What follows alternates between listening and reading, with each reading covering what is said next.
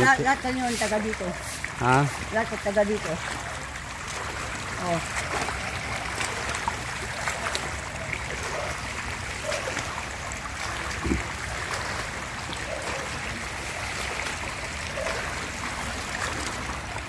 Kikiran po.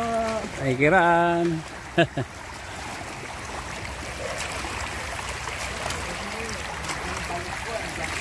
Grabe, sumampa na sa tubig.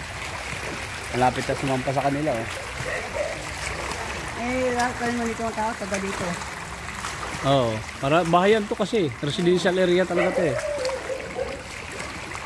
Yung sikat na sila.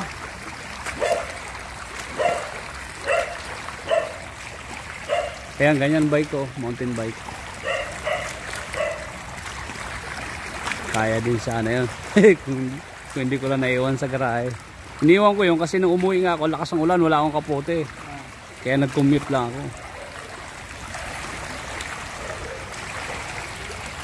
Ay, driver ka. Oo. Hindi pwede.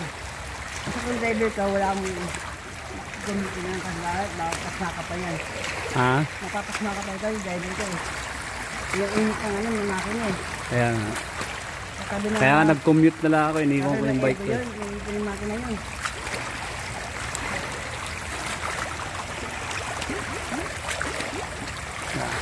Mababa pa yan.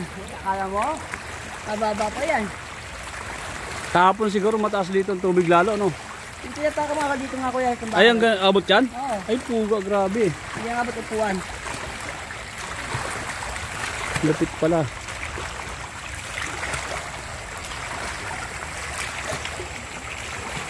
Parang ilog na itong binabaybay natin.